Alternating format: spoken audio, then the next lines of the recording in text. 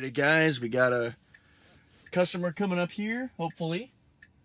Pretty short trip, but it'll be a great way to see how the system does in kind of the, North Park or University Heights / Mission Hills area, which can seem simple enough, but it'll stump the system quite often. So we'll see.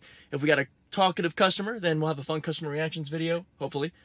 If not, another great voiceover going over this as a trip. And I just noticed all the solar on that house up there. Hell yeah, let's go. Alright, so for this trip, I know we're going to the Vons, and I know the direction that I want to drop the customer off on the right side of the car. It just makes it easier to get on the right. It's safer for the customer. It puts them closer to where they gotta go. So I chose the second route option, which is great, and we'll see how this goes. Just press in on the back and grab it. Perfect. Does the temperature feel okay for you? Yeah, thank you. Cool, no problem. How's it going, my friends? So, as I expected to some degree, this customer was definitely not talkative, but as you can see from the thumbnail and the title, this was one of the best performances I've seen from the self-driving, and that's because of a few factors. So, while we get out of the neighborhood and the slower portions of this, I want to talk about how complex this course is. So, it's not a simple straight line or even one or two turns, but there's a lot of complex maneuvers through tighter roads in the University Heights through Mission Hills, Hillcrest area during morning rush hour, kind of toward the tail end of it, but still plenty of traffic on the road. And real quick, before we get too much further, I wanted to mention that, yes, I'm going to be fidgeting quite a lot here. Yesterday, my allergies destroyed me, so I might sound a little bit rough, and you'll see me kind of constantly scratching my nose. I'm fighting these allergies, which is really annoying. But anyway, that's what's going on there. This trip, being through traffic and through some really hard spots, I'm zooming in here on purpose because I know I'm going to mention this in the voiceover. This is that right turn onto, well, in this case, onto Washington Street, but can also be a turn onto the 163 highway. And in the past, it's been a very difficult thing for the vehicle to do right because it's a very sharp angle, and it has to be able to keep its eyes, or cameras, on all the cars coming along. This is just one of several maneuvers that the vehicle is going to go through on this trip that had me thinking there's a very, very low chance of success on this course with this customer. Now here you'll notice I'm kind of messing with the speed a little bit because we are cruising at the residential speed, but it's very slow compared to what traffic usually moves through here. So I take it up to 40 kilometers, which is not very fast. It's around 25 miles an hour. But it's mostly just to get the ball rolling a little bit to get us through these slower portions. Now, unlike the other voiceovers, this trip, I'll tell you right up front, this is not about a failure. This is not about the system not being able to complete a trip. This is actually to show you the fantastic 20% side where it does an amazing job on a complex course with a lot of other humans involved. That way you guys can see it's definitely not all bad.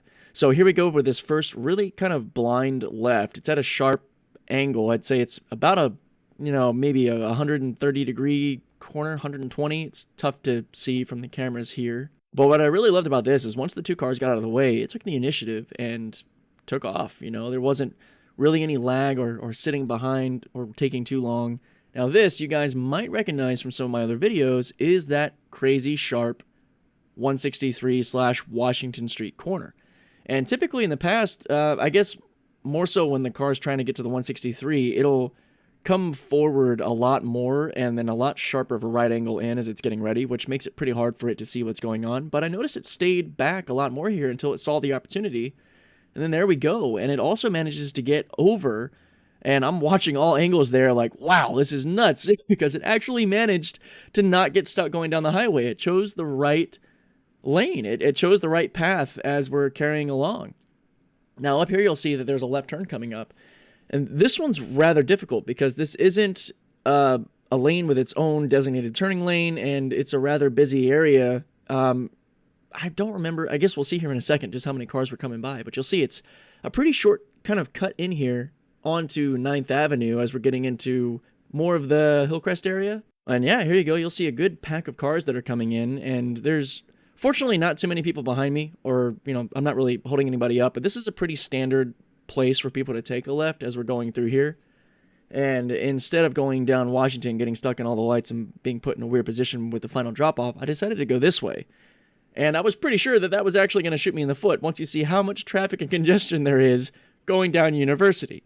Now, after this car gets out of the way, it goes. It just handles that turn with initiative, which, again, has been lacking on a lot of scenarios, especially that right turn on the 163.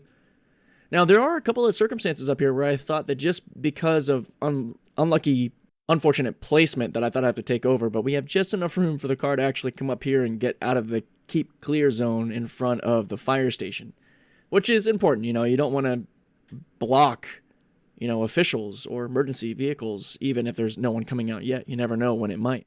All right, and here we go. You can see it has good recognition of that pedestrian crossing the street, and then once he passes, the car just carries on through. Now, there's definitely something to be mentioned here. Well, you'll also see as these pedestrians are crossing, there's going to be a car, this one right here on the left, this little Chevy decides to kind of cut across around the pedestrians in front of this person to get the jack in the box, which is pretty standard. I wouldn't really consider that a human error, but this will do a good job of showing just how congested this area of University can get. But to what I was saying a second ago, the normal thing that I think most of us would do would be to just get around this person or get into the right lane, and you'll see that repeated as a scenario as we carry along to get around the slower moving traffic. Now, in the case of a future with self-driving taxis, and again, that mental framework is important if you've seen my other voiceover videos, where you have to imagine this is a scenario where I'm not in the car. Me hitting the turnstile to get around these cars for convenience sake or whatever is both an intervention to the level of a failure, like a disengagement, because I am still doing something, as well as potentially putting this vehicle in a scenario where it's going to have to get back to the right amongst all of these humans that are congested in this right lane. Now, this is a perfect example of how important proper path planning is when navigating along a route, because in this case, it is a lot more important to stay in this lane, because it will eventually all come together into the only straight lane through this part of Hillcrest. The right lane will eventually turn into a left turn only, putting us in a situation where now, oh no, are we going to have the time to get over, or do I need to get involved to get a bit more aggressive? Now, this was actually another circumstance where I thought that just by sitting here, I might have to take over, but we're really lucky that somebody gets out of the way up here, and this light stays green long enough, because we're not quite in the intersection yet. Now we are, as we're moving forward. But if that had turned red, or was about to, I would have likely had to taken over and sped through and gotten out of the way. Otherwise, I could potentially be blocking other drivers. But we got lucky there. People got out of the way, the light stayed green. And this is kind of a nightmare scenario. So you have, to the right, a bunch of people trying to get onto the 163, and now two buses here. I'm ready to take over. It's turning yellow, but the car decides to get over and get around these buses. It's so great. I'm even clapping in the car, just excited that it managed to do that, because it usually performs very poorly around large vehicles like buses. But as to my point earlier, now we're in the wrong lane. This lane will turn into a left turn only after we pass through this light. So here it goes. We're going to come up. This bus is slowing down a bit, and we actually managed to get back over. And so I am kind of blown away in the car. You can see I'm just like, what? Now, I am mouthing this. I'm not like actually saying, wow, like in the car where the customer will hear me, because I don't want to bother her. She's doing her own thing. I'm just kind of reacting in real time to how good this is doing through here. And at this point in the ride, we're pretty much through the thick of it, the hardest part. This is the spot right here. That left lane, you can see it's a turning lane now. So if we had stayed in that left lane, we would have been in some trouble. However, we didn't. The car actually chose the proper navigational route, and we are cruising along and getting ever closer to our final drop-off at the Vons, where this person needs to hop out. Now, even though my last voiceover wasn't exactly expressing a failure because there was that disconnect with the navigation, and the first two were failed routes because of something simple, this is more, again, to highlight just how good the system can be and how patient it is in, respect to humans. I know patience is more of an emotional connotation, but it fits here because it shows that instead of going around all these cars or getting impatient and trying to clear the traffic, it stayed in the proper lane, which then led us to successfully navigating through one of the hardest parts down through, that's 5th and 6th Avenue in Hillcrest. If you're familiar with the San Diego area, that's a bit of a nightmare to get through. And it's done a really great job. If any of you are curious as to the little warning light that's popping up on the bottom left of the screen, that's actually because I need to update my card information. It's just a supercharger blocked access because I haven't paid for the last supercharging stop, so it's nothing important or really serious. That's something as simple as going into your app, submitting the payment for, you know, $15 or whatever, and then it goes away. So no alarm, or no issue to be alarmed with, or no worry. My gosh, words are hard. No reason for concern as regarding to that, or as relating to that warning lamp. My gosh, I could not get through that sentence. I am so sorry. But we are wrapping up here. This was such a fun trip. I mean, the customer didn't know that the vehicle was driving itself. And of course, I'm here safely in control at all times by being attentive. I mean, you can just look at my eyes when I'm doing this. Look at how much I'm looking around. So if anybody's ever concerned for safety or whatever, you know I'm doing this in a safe manner. But here we are pulling up to the actual drop-off. So I am going to turn it back over to me in the car. And thank you guys for checking this out. I can't wait to show you the next one. Take care. Is this right up here okay?